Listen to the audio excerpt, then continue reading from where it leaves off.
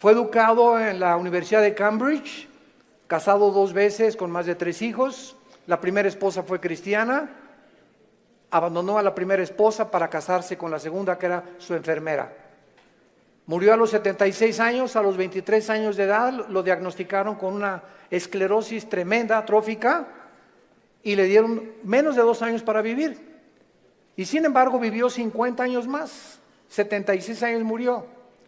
Y lo más irónico del caso de la vida de este grande astrofísico inglés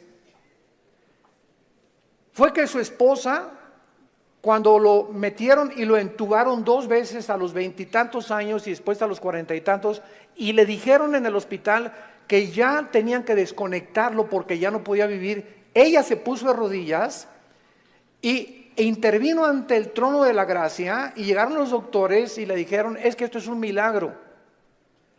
Y la segunda vez que otra vez lo vuelven a conectar porque ya estaba a punto de irse de este mundo, su esposa vuelve a arrodillarse en oración para salvarle la vida.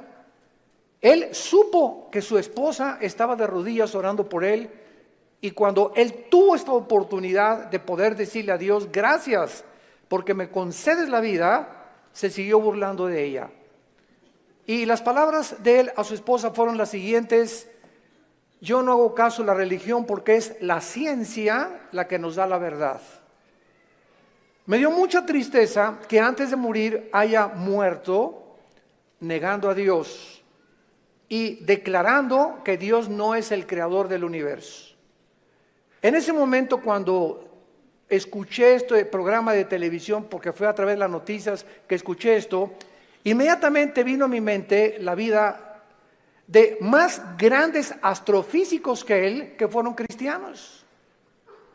Él argumentó que era porque la verdad estaba en la ciencia, y sin embargo Blaise Pascal, astrofísico francés, escribió cantidad de tratados acerca, y no era un religioso, era un cristiano.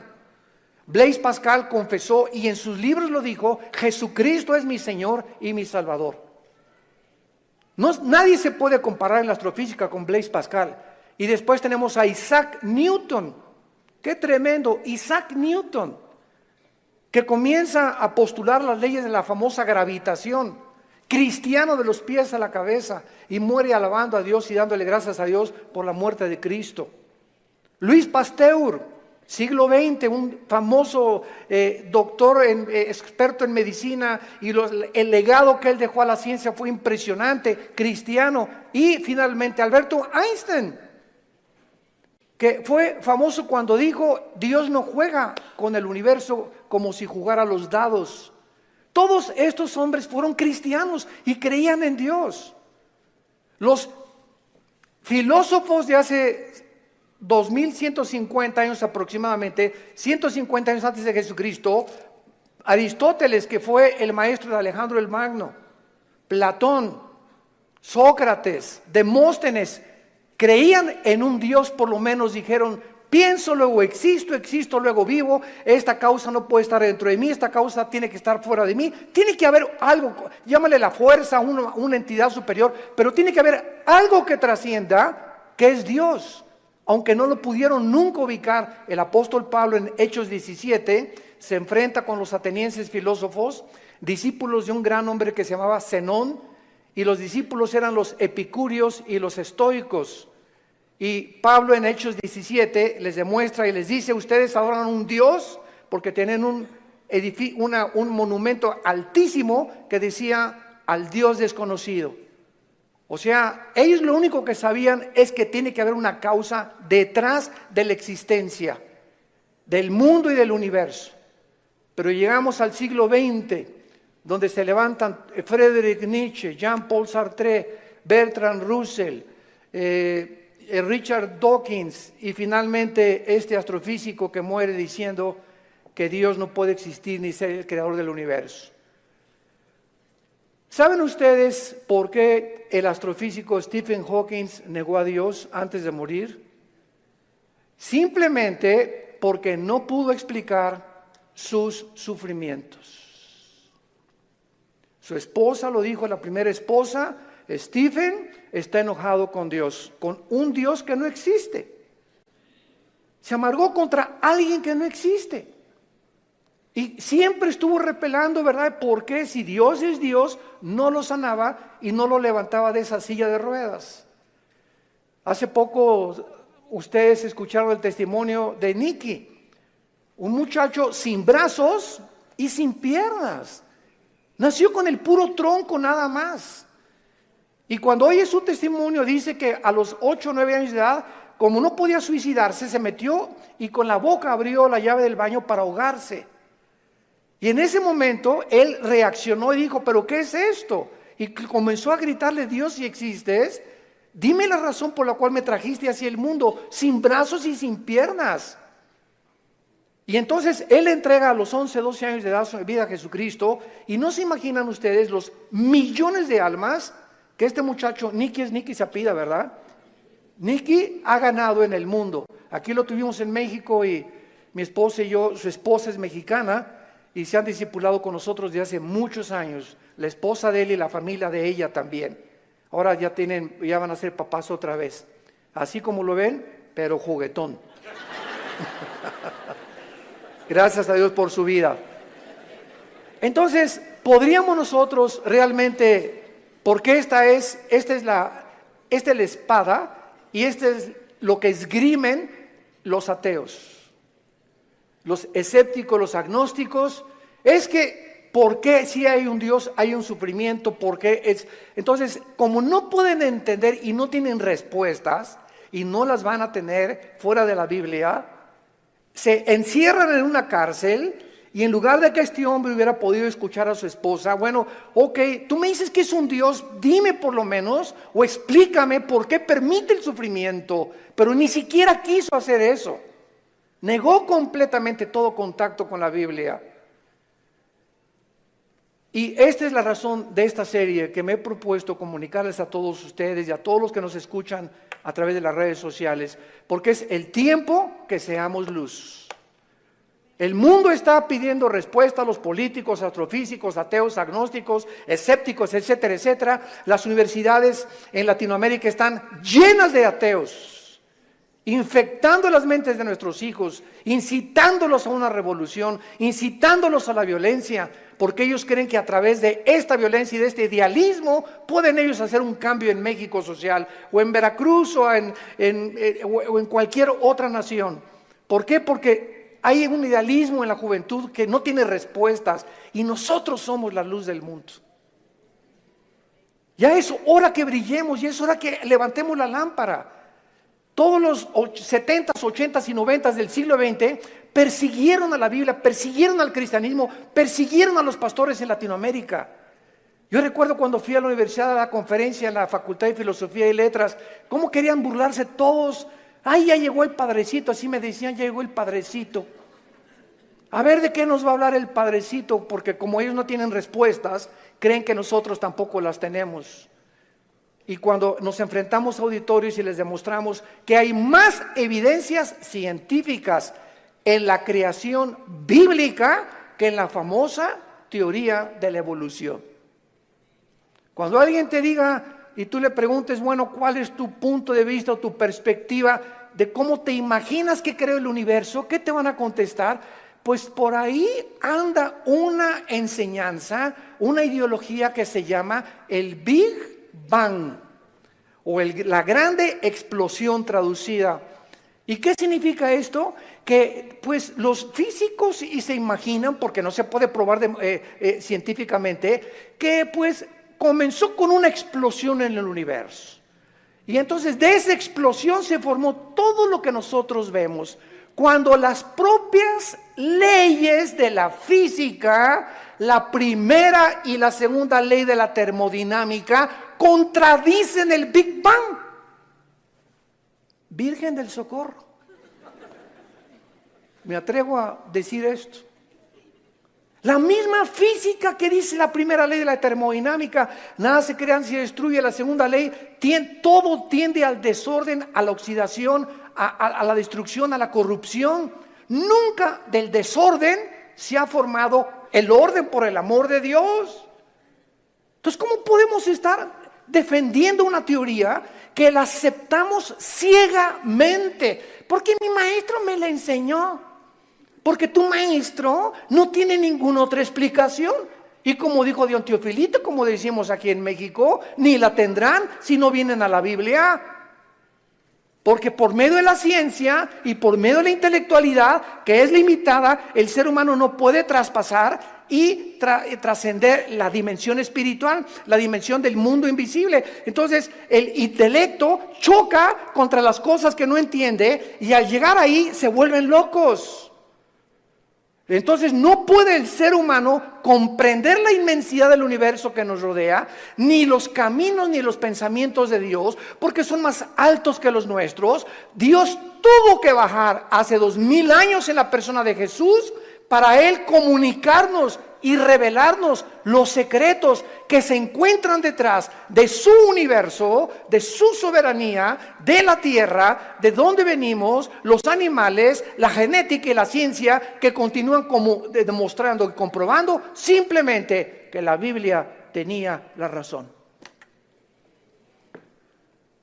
Y es hora de hablar, y es hora de tener una confrontación directa, porque el mundo se está hundiendo en la confusión teológica, en la confusión ideológica.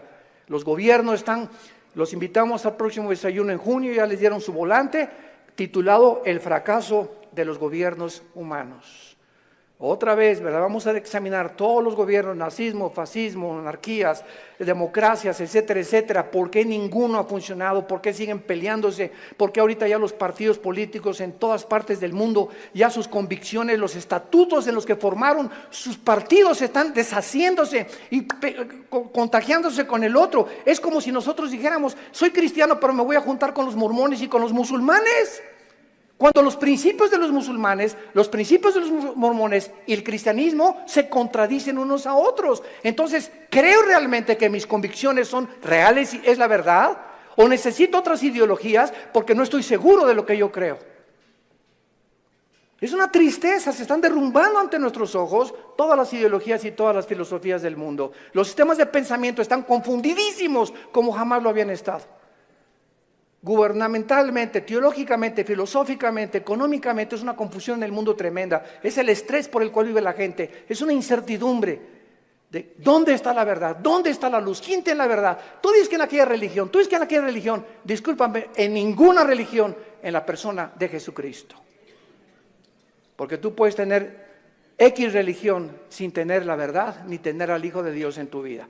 Él fue el que vino y nos dijo, no los católicos, no los evangélicos, no los nazarenos, no los mormones. Jesús dijo, yo soy la verdad. Y cuando Él entra a tu vida, se te caen las vendas. Y de alguna forma el entendimiento se nos comienza a expandir.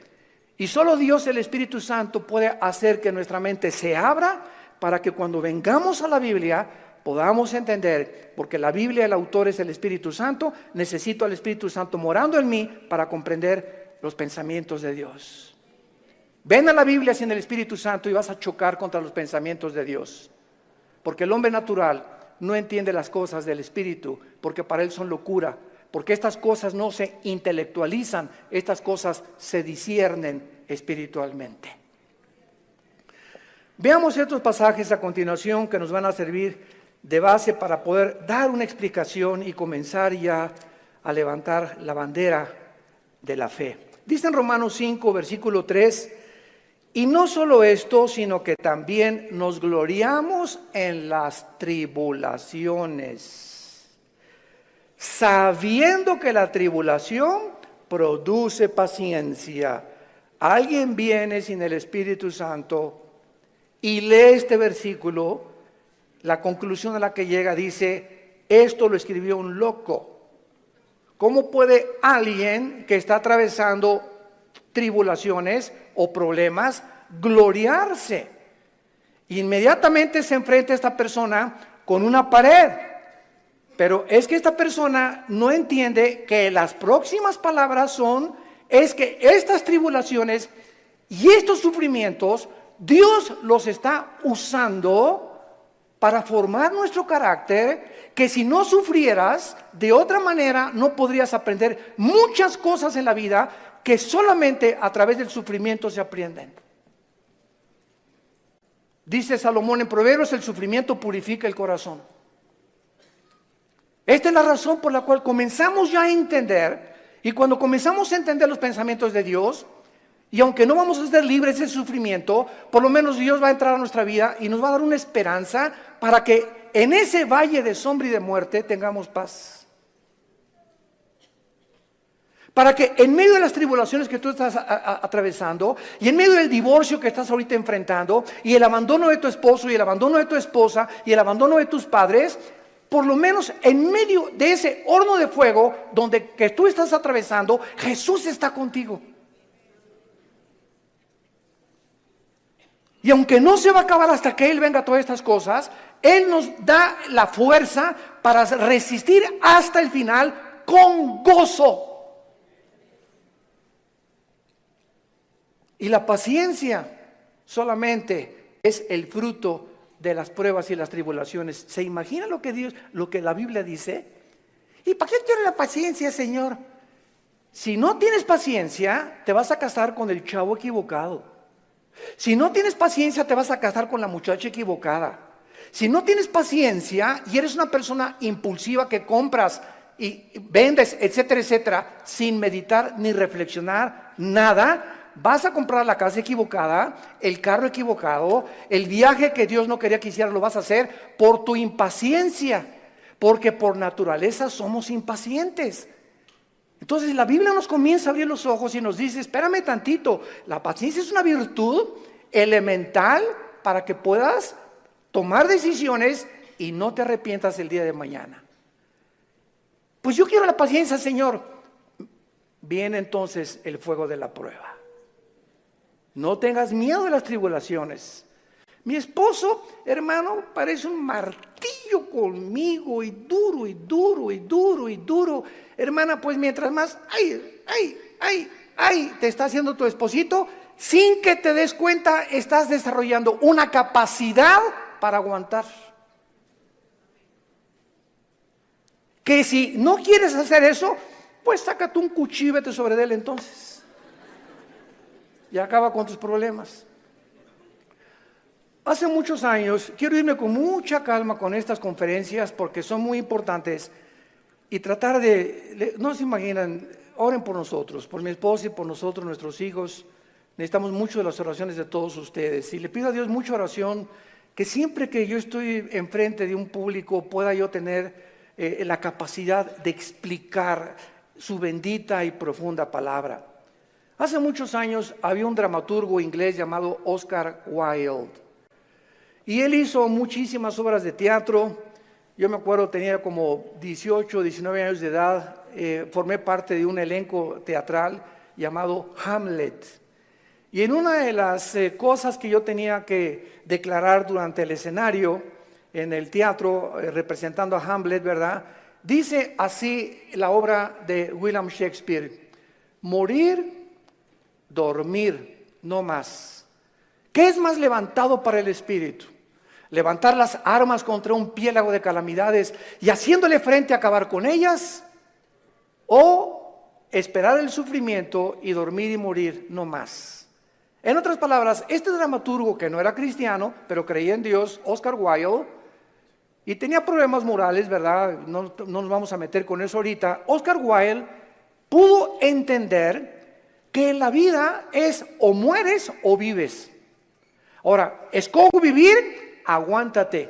Le decía a mi papá, no chille, agarre piedras. Estamos vivos, no es Disneylandia, por el amor de Dios, ya madura. No es Reino Aventura. No estamos en el milenio todavía, estamos en un mundo de una raza humana caída, donde hay pecado, muerte, oscuridad, sombras, tristeza, enfermedades, violencia, etcétera, etcétera. Y vamos a través de esta serie a explicar por qué permitió Dios esto. Y nos vamos a dar cuenta, cuando veamos la explicación de Dios, vamos a levantar las manos, te voy a decir, Señor, profunda es tu sabiduría y tu gracia y tu misericordia. Cuán profundos son tus pensamientos. Y yo era como era porque no entendía. Ahora entiendo, Señor, y te alabo y te bendigo. Y va a venir una paz sobre tu vida que sobrepasa el entendimiento, que te va a dar la fortaleza de seguir viviendo para Jesús. Y este es el propósito de esta serie que he tratado de preparar para todos ustedes y los que nos escuchan. Las tribulaciones nos producen paciencia. Necesitamos la paciencia. La segunda es Santiago capítulo 1, versículos 2 y 3. Santiago capítulo 1, 2 y 3. Hermanos míos, otra vez parecía que estuviera loco Santiago, de cuál fumó. Tengan por sumo gozo cuando se hallen en diversas pruebas. ¿Quién puede llegar a esa conclusión, verdad? Gózate cuando te corran de tu trabajo. Gózate cuando pierdas tu casa. Gózate cuando tienes algún problema, ¿verdad? ¿Por qué me voy a gozar? Porque esa prueba que estás atravesando está produciendo paciencia. Otra vez, Santiago está de acuerdo con Pablo para poder, con diferentes palabras, decirnos que las pruebas producen paciencia. Entonces tú llegas a tu casa con tu esposa. ¿Qué crees, mi chenchita?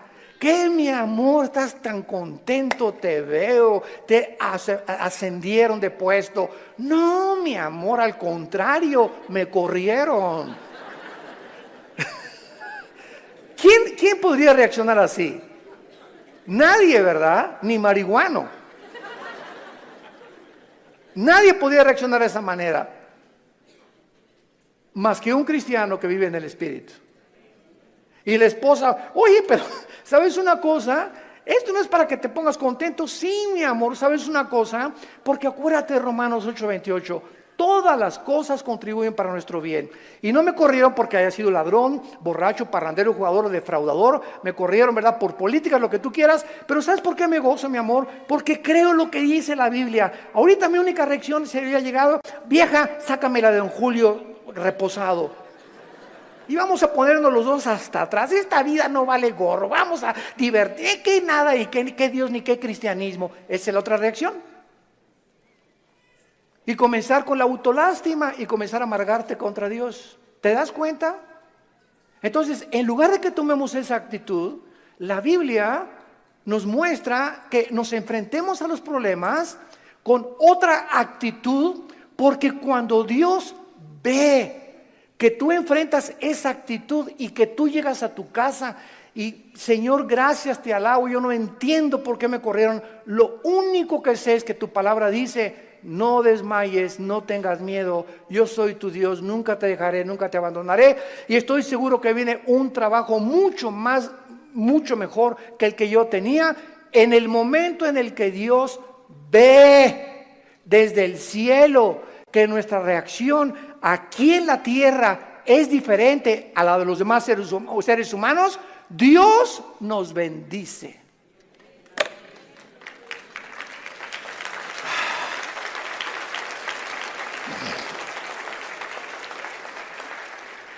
Porque sin fe, ¿y cómo se demuestra la fe? Actuando al contrario de nuestros sentimientos y emociones. Hebreos 11:6. Y el versículo 1 de Hebreos 11 dice: y la fe es la certeza de lo que se espera, la convicción de lo que no se ve. Veamos y metamos aquí un microscopio. La fe está relacionada con el futuro y con lo invisible. Es una certeza, es una seguridad de algo que está adelante de mí, que estoy esperando, y aunque yo no lo vea, estoy seguro que viene a mi vida. Y además estoy tan convencido aunque no lo vea. La fe, si no es algo que tú estás esperando y no estás convencido, tu fe es la fe de los demonios. Dice Santiago capítulo 2 que los demonios también creen. No, yo creo en Dios. Pero ¿sabes una cosa? Tú dices que crees en Dios intelectualmente, pero no demuestras que tú crees en Dios por la forma como tratas a tu esposa, por la forma como tratas a tus padres, por la forma como ves a las mujeres. Este pueblo, Marcos 7, dijo Jesús, de labios me honra. ¿Cuánta gente hay por todos lados? Y van a desayunos, y yo creo en Dios, pero sus acciones Su conducta contradice la piedad que ellos expresan o que creen tener en su corazón. Entonces te vuelves un hipócrita. Te vuelves un falso cristiano. Porque la fe tiene que, dice Santiago, sin obras no es fe. La salvación es por la fe, pero la forma de demostrar que esa fe es salvífica, que realmente nos ha transformado, es cuando vemos que ha transformado mi vida. Ya no soy el que yo era antes, antier, o hace un mes o hace 6 meses. Ahora cambió mi vida con mi esposa, la forma como veo a mis hijos, la forma como manejo mi negocio, la forma como me relaciono con la gente, la forma como veo a los gobiernos. Cambia completamente mi vida. Y si yo no manifiesto esta actitud o esta nueva conducta, no es cierto que soy cristiano. Y lo vamos a ver en el tercer pasaje, 1 de Pedro capítulo 1. Y ahí vamos a comenzar nuestra serie. Esta es la introducción. En 1 de Pedro capítulo 1, versículo del 6 al 9, escribe el apóstol Pedro, y los recipientes de esta carta eran judíos perseguidos por Roma. Esta carta fue dirigida a cristianos que están siendo perseguidos o sufriendo por su fe, en lo cual vosotros os alegráis, aunque ahora por un poco de tiempo, si es necesario, tengáis que ser afligidos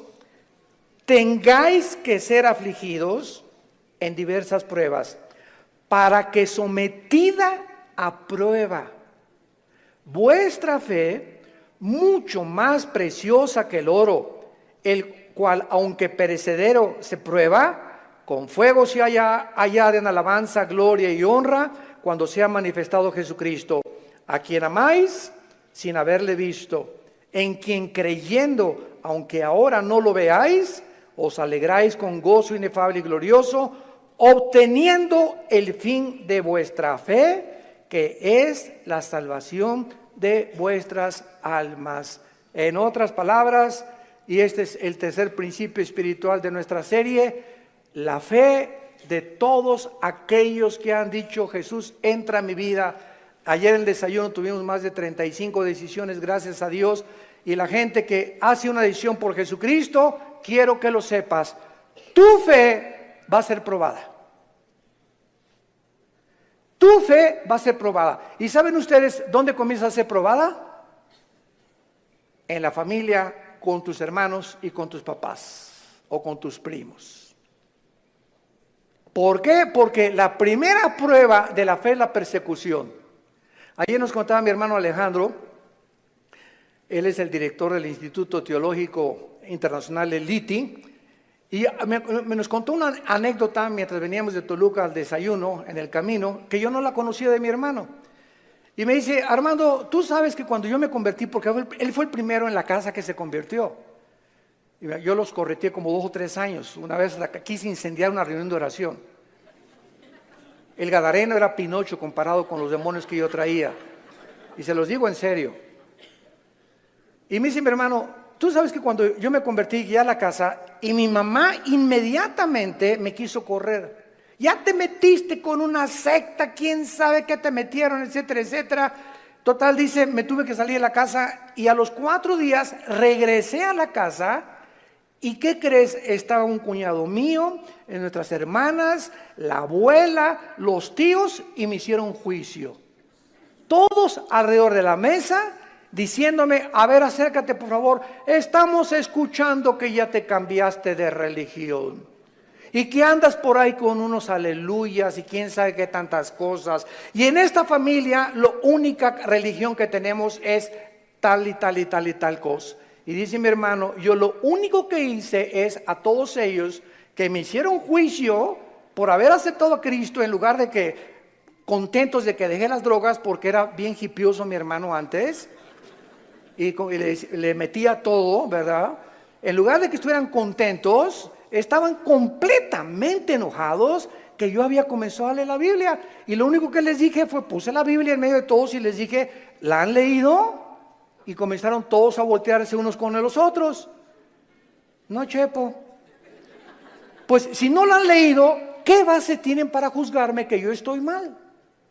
Porque si no es la Biblia la base de nuestra fe, ¿qué es entonces? Yo no les dije que fui con los mormones ni que fui con soy un musulmán. Estoy en un grupo de cristianos que leemos la Biblia. Y si ustedes no leen la Biblia, no tienen ninguna base. Dice mi hermano, desde esa vez nunca se volvieron a meter conmigo. Pero vino la persecución inmediatamente y vendrá contra ti también. Y comienza en la propia familia. ¿Por qué? Porque Dios nos sacó de las tinieblas de nuestra familia para regresar a nuestra familia e iluminarlos y sacarlos también al reino admirable de la vida de Jesucristo. Y si tú en tu familia no eres una luz y en tu medio donde trabajas no eres una luz y no estás dando testimonio de Jesucristo, tu cristianismo es religioso nada más. Y recibirán poder. ¿Para qué? Para poder enfrentar al mundo. Sin ese poder no se puede enfrentar al mundo. Hechos 1:8. Y recibirán al Espíritu Santo y me serán testigos. Entonces vemos nosotros que tiene un propósito todo esto. Muy bien, vamos pues a comenzar esta serie con las siguientes declaraciones y reflexiones. No cabe duda que vivimos en un mundo completamente disfuncional. No hay un solo matrimonio funcional. El matrimonio es la unión de dos extraterrestres. Pero por si fuera poco, dos extraterrestres que ninguno se conoce ni se entiende el uno al otro. Y vas a tener 60 años de casado, como dijo un gran predicador hace algún tiempo en un estadio en Estados Unidos que lo escuché. Yo tengo 60 años de casado más o menos y sigo sin entender a mi esposa. Y como dijo Dios Teofilito, ni las vamos a acabar de entender. Porque no nos manda Dios entenderlas, nos manda Dios amarlas. Entonces, cuando nosotros comprendemos esto, que no hay un matrimonio, o sea, no hay un matrimonio perfecto, es lo que quiero decir. No hay un matrimonio donde todo, en la luna de miel, John Travolta y se casó con esa muchacha que se parece a la Madonna y vamos a ser felices y qué guapo, ¿verdad? Y tiene coche. Todo eso desaparece después de la luna de miel. Comienzas a enfrentarte con una persona imperfecta de los pies a la cabeza. Peor todavía si no son cristianos. Si con cristianos se lucha y se sufre, imagínate no siendo cristianos, ¿no? Por eso hay tantos divorcios. Entonces te enfrentas con una persona, con una mujer, que no sabes cómo tratarla, no sabes, de todo chilla, no sabes por qué chillan las mujeres de todo. Habla, parece perico de África como habla mi esposa. Es que a las mujeres Dios les dio esa capacidad de hablar hasta por los, quién sabe por dónde más. Hasta por los pies hablan las mujeres. Y nosotros, ¿verdad? O sea, tú sabes una cosa, cuando tú hablas con una persona, en el momento en que te paras a escuchar a una persona, no sé si ustedes lo sepan, la Biblia nos los muestra, el hecho que te estés concentrando en escuchar lo que está diciendo, estás emanando energía, te estás desgastando. Cuando Jesús lo tocó a la mujer, ¿se acuerdan ustedes la mujer con el flujo? Alguien me tocó. ¿Por qué? Porque dice, energía salió de mí.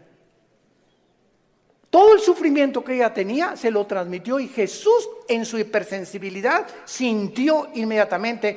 Hoy eligieron los apóstoles, pero todo el mundo te toca. No, hay alguien que me tocó con el propósito de recibir algo de mí y lo sentí en mi espíritu. Es una hipersensibilidad espiritual tremenda.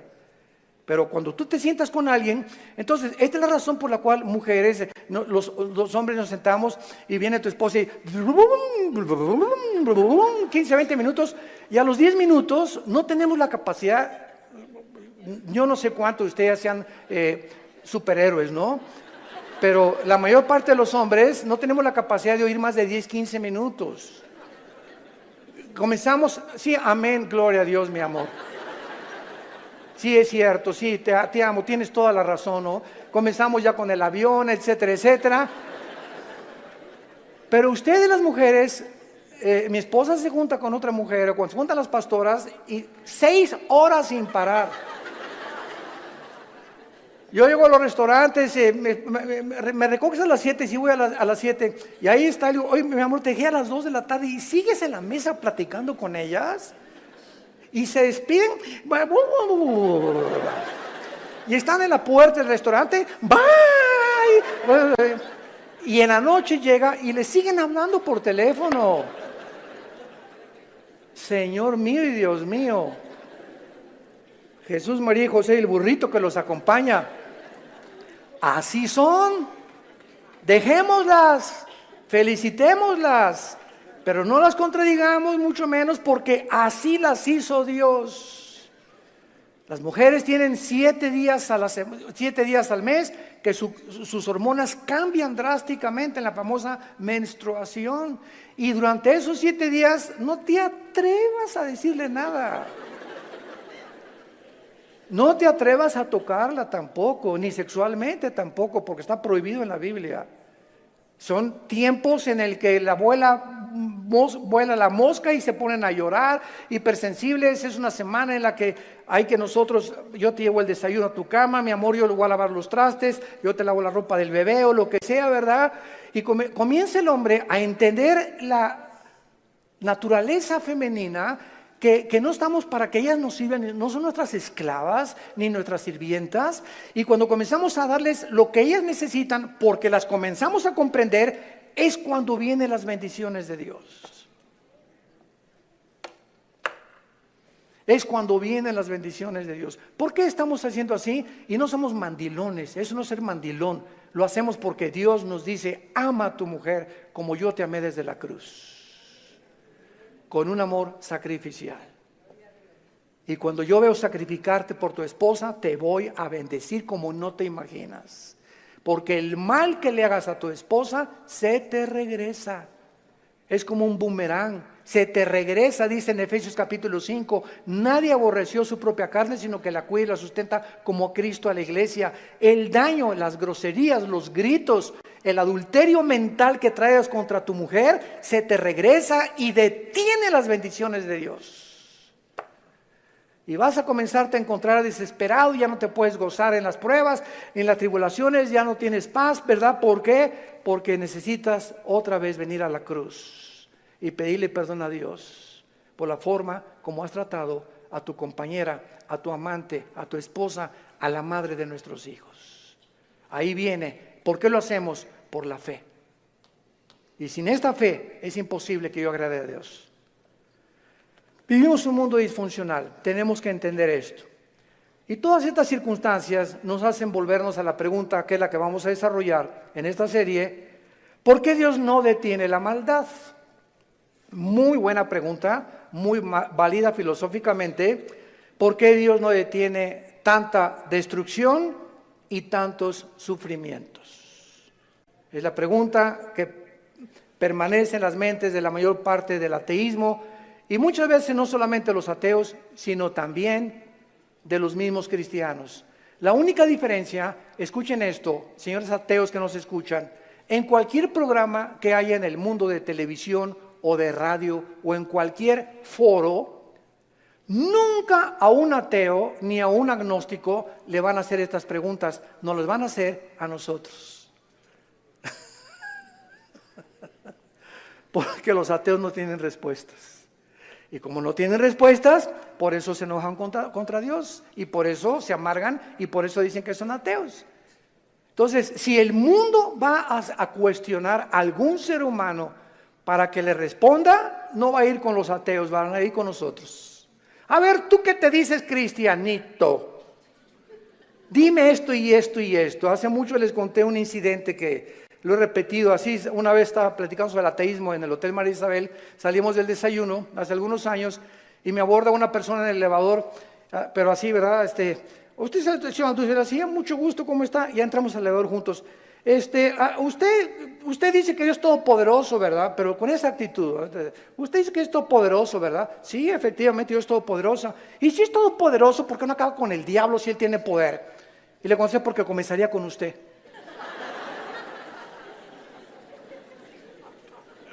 Dele gracias a Dios. Le cambió completamente su perspectiva.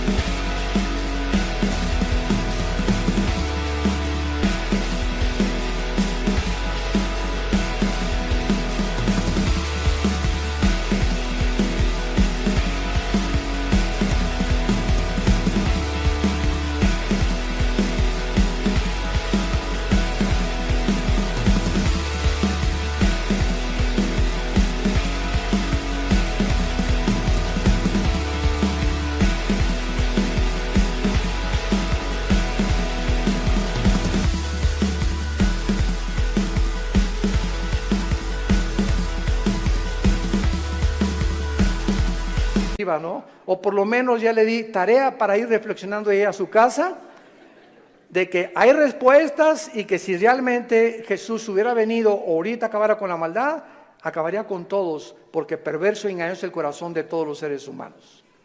Entonces démosle gracias a Dios que no lo ha hecho y que en su paciencia, dice en 2 de Pedro capítulo 3, está esperando para que todos o la mayor parte de los seres humanos se arrepientan antes de que juzgue severamente este mundo. Muy bien, entonces por causa de no tener estas respuestas que demandan sus mentes finitas, cuando una persona astrofísico o ateo demandan respuestas, no se ponen en la posición honesta de decir, bueno, ok, yo ando buscando por qué el sufrimiento y la maldad, pero me voy a poner en una posición honesta. Yo soy un ser humano, amén, lo soy. Si soy un ser humano y si existe Dios, es lógico, vamos a decir una línea lógica elemental, es lógico que sea un ser sobrenatural y sería imposible poder comprender los pensamientos, así como un niño no comprende los pensamientos de su padre, ni de un filósofo. Aunque es el mismo cerebro, no está desarrollado el niño de 6 años como el de uno de 25 años de edad. Entonces, siguiendo esta línea de lógica, si existe un Dios, tiene que ser mucho, mucho más grande. Entonces, yo estoy ante un universo lleno de misterios, estamos llenos de misterios. Si hay extraterrestres, si no hay extraterrestres, si existen los hoyos negros, si no los hoyos negros, si es el otro, que cómo comenzó el universo, de dónde venimos, bla, bla, bla. Estamos llenos de misterios. Entonces, estos misterios no voy nunca a comprenderlos con la mente de caracol que tengo, porque si existe Dios, es un ser hiperdimensional. ¿Qué necesito? Buscar dónde lo puedo encontrar. Si existe un Dios, ¿dónde lo puedo encontrar? Entonces hay mucha gente honesta intelectualmente que se envuelve en religiones. Entonces, por eso Sigmund Freud, el padre del psicoanálisis freudiano, dijo es que el ser humano busca a Dios porque tiene miedo a la oscuridad y a lo desconocido.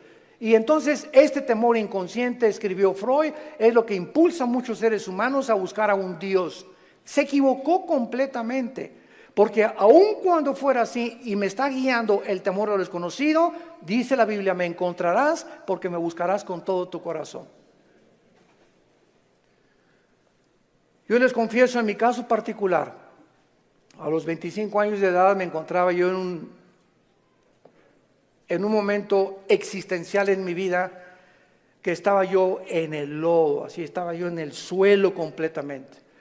Anduve buscando en tantas religiones y por acá y por allá, también experimenté con algunas drogas, era borracho, parrandero, jugador, mujeriego, me decían el aventurero de Tlalnepantla, aunque no vivía en Tlalnepantla. Y a través de esta crisis existencial, mi hermano ya se había convertido, mi hermano Alejandro, y caí de rodillas un día porque los amenacé, llegaba mi hermano con los cristianos, Armando, arrepiéntete, ustedes están locos, y llegaban ahí, ¿verdad? Y hasta comenzaron a pelar, en ese tiempo se comenzaron a peinar como Jesús, así, y se ponían hasta unas túnicas blancas y me parecían locos, freaks, como le decimos en inglés, ¿no? Y dije, no, están más locos que nada, es la nueva onda, ¿verdad? Y peace and love y todo así, amorosos y todo, no me convencían. Hasta que llegó esta crisis existencial en mi vida, en la que ya no tuve más que hacer, intenté quitarme la vida 2 veces, ya no quería vivir, dije, no hay propósito, significado en mi vida, y en esa crisis caí a las 4 o 5 de la mañana, recordando las palabras que siempre mi hermano, antes de irse a la casa, oraban por mí. Y esas oraciones que hacían por mí en la casa me llegaron a tocar las fibras más sin que yo lo supiera, movieron mi espíritu. Y me levantó el Señor, creo, a las 3, 4 de la mañana y caí de rodillas. Le dije, Dios, si tú existes, te necesito. No sé quién eres, pero yo te necesito si tú existes.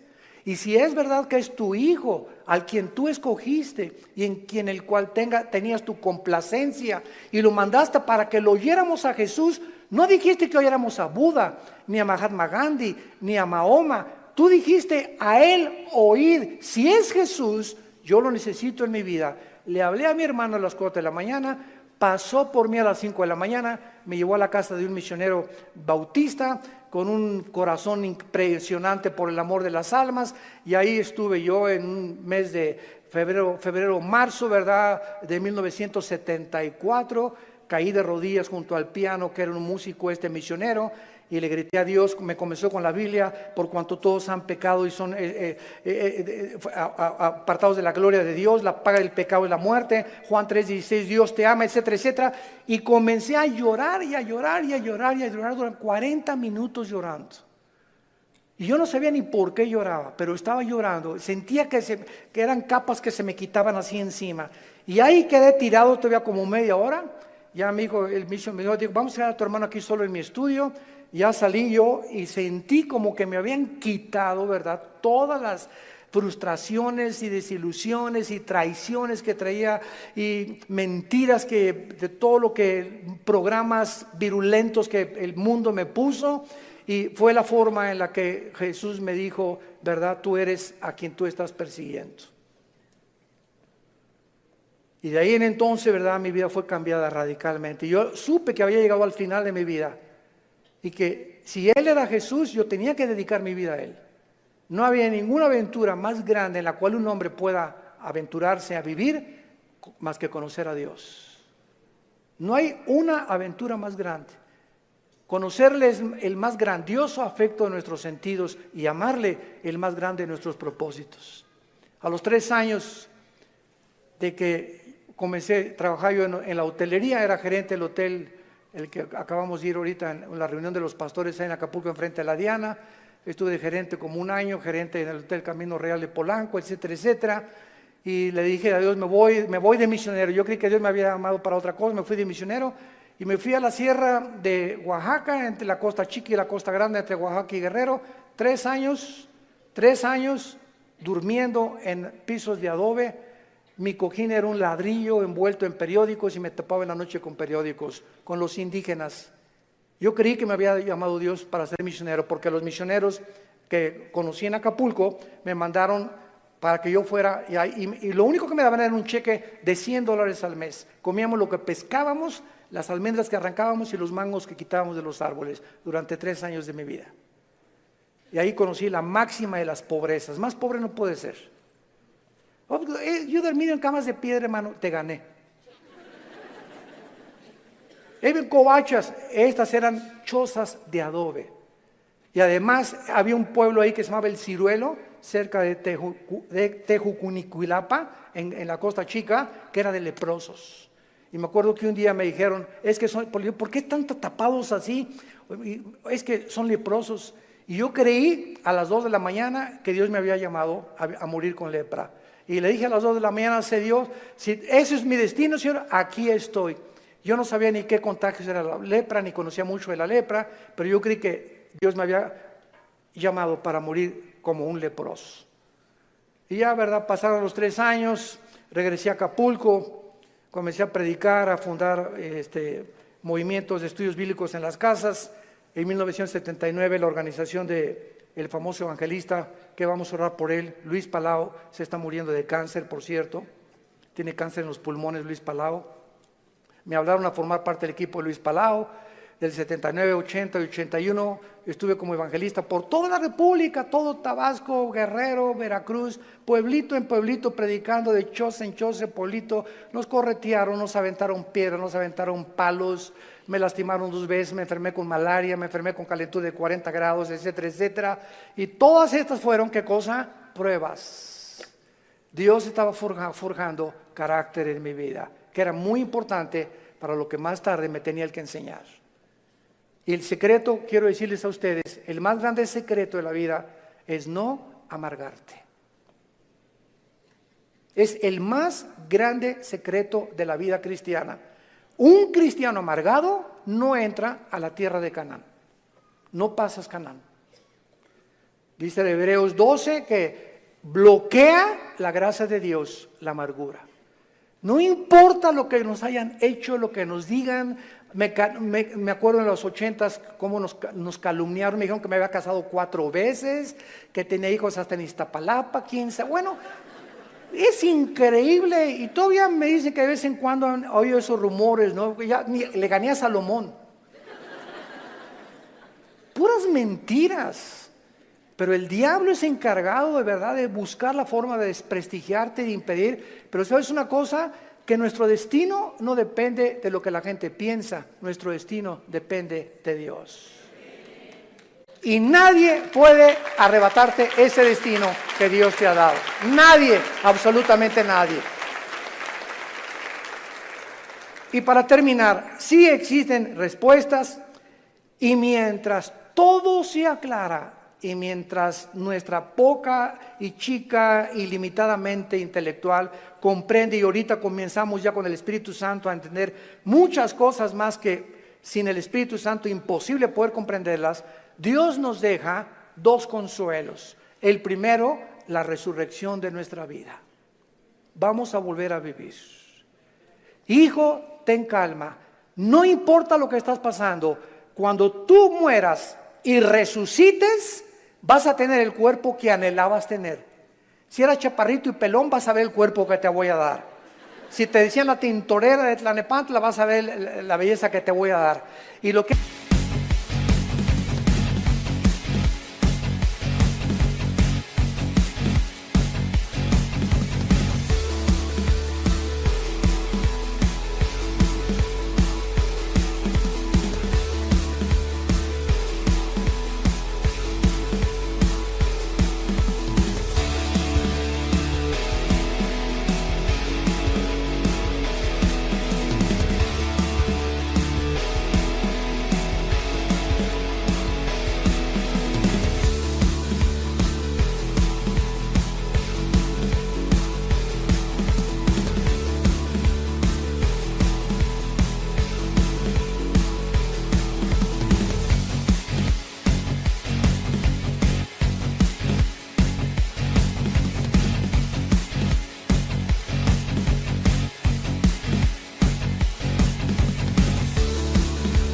hemos sufrido las enfermedades, todo lo que pasemos aquí, no nos imaginamos, y la esperanza de que vamos a tener un cuerpo fue que Jesús se levantó de los muertos.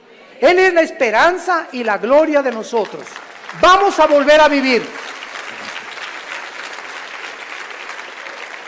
Y todo lo que hayamos sufrido y lo que hayamos afligido, y si acabaste en silla de ruedas o no silla de ruedas, o con cáncer o no cáncer, o lo que hayas pasado, no va a ser comparable con las glorias que en nosotros se van a manifestar.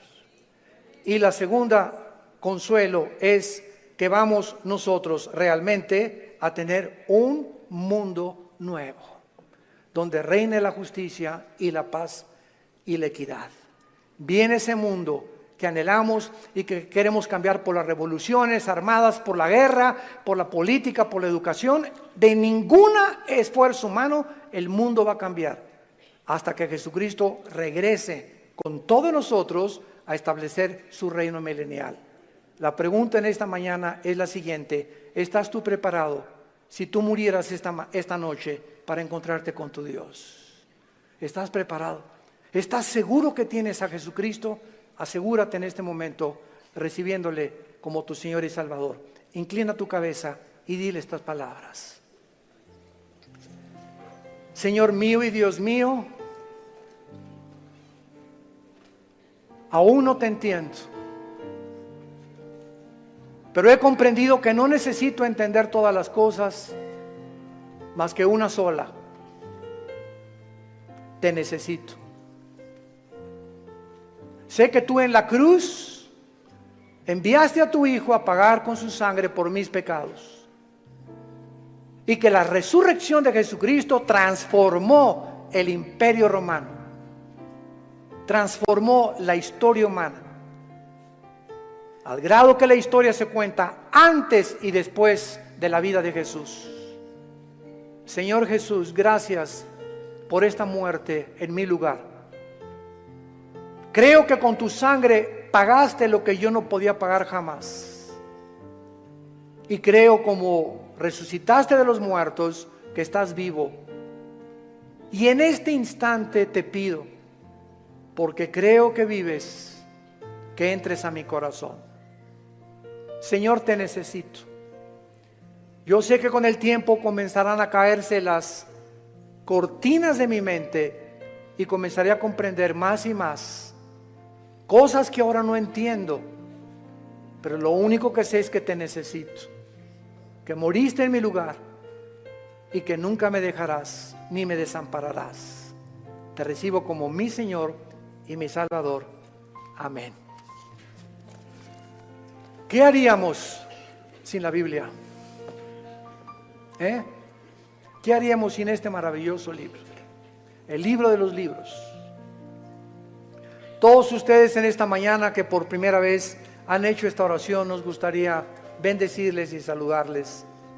Y si tú en esta mañana hiciste esta oración por primera vez, ahí desde tu lugar te pido que te pongas de pie. Párense los que hicieron esta oración invitando a Cristo a sus vidas. Gracias a Dios. ¿Cuánta gente? Que Dios los bendiga. Gracias. Muchas gracias. Gracias, joven. Que Dios te bendiga. Alguien más. Que Dios la bendiga. Gracias a Dios. Allá atrás también. Muchas gracias. Gracias, Señor. Gracias, señorita. Gracias, joven. Que Dios te bendiga. Gracias, Padre, por todas estas personas, estas nuevas almas que vienen a la cruz. Nos ponemos de pie para recibir la bendición pastoral. Los que quieran extender su mano hacia acá lo pueden hacer. Los que no, no hay ningún problema. Es en señal de que recibes esta bendición. Dios bendiga tu vida. Dios bendiga tu matrimonio. Y les dé la paciencia para tolerarse y soportarse el uno al otro hasta que venga Jesús. Y esta fortaleza solo nos las puede dar el Espíritu Santo, viviendo en la palabra de Dios. Dios bendiga a tus hijos. Dios bendiga el fruto que llevas ahora en tu vientre. Que esta criatura crezca y nazca en un hogar cristiano, con principios de ética y de conducta moral. Que pueda el muchacho crecer con la seguridad y decir siempre: mis padres se amaban, mis padres se respetaban. Dios bendiga a tus padres, Dios bendiga tu trabajo, tu entrada y tu salida. A sus ángeles mandará para que tu pie no tropiece en piedra. Él te llenará el conocimiento de su voluntad con toda inteligencia y sabiduría espiritual, para que andes como es digno de Él, llevando fruto en toda buena obra y creciendo en el conocimiento y la gracia de Dios. Nosotros ya no estamos en tinieblas, estamos bajo la luz, para que seamos luz en medio de una generación que se está degradando y perdiendo rápidamente por la corrupción que hay en el mundo. Que esa paz que sobrepasa el entendimiento, guarden ahora tus pensamientos y tu corazón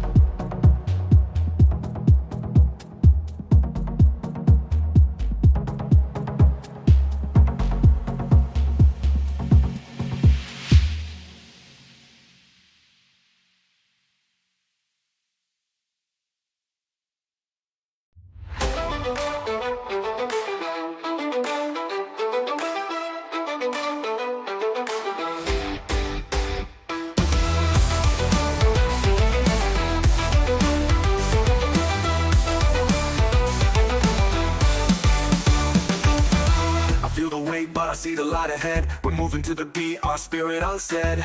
They doubt our chances, but we're here to show. We've got the passion and nothing to lose. Let's go! We really fire through the vine. We rise like the morning sun, breaking through the dark. With every heartache, we find our spark. Stand strong, stand tall. They throw the doubts, but we throw them back with pride. Got the passion and nothing to lose. Let's go! I feel the weight, but I see the light ahead. We're moving to the beat, our spirit unsaid.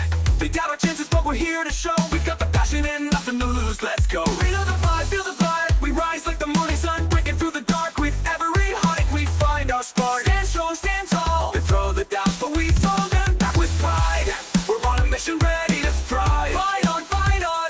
They try to block our path, but we won't give in. Our vision's clear, we're fearless within. Heads up high, we won't back down. Feel the beat, let it shake the ground. Victory's near, don't let them bring you down. We're on the edge, about to turn it around. Every doubt we erase, every fear we face. Victory's near, give it all your pace. In the heart of the struggle, dreams come alive. We're dancing through the pain with the will to survive. The words can't hurt us, we're stronger than they know. We rise above, let our spirit glow. Dance with me, dance with me. We feel the rhythm, it's pulsing through our soul. With every step we break free from control. Break free, break free. We're shouting out loud, we got a message clear. The future is ours, we're paving the way year by year. Pave the way, pave the way. No more looking back, the past is gone. We're moving forward, pushing on. Keep going, keep going. In the darkest night we find our way. With the beat of the drums we seize the day. Hold on to hope, don't let it fade. We're unstoppable, this we've made. Victory's near.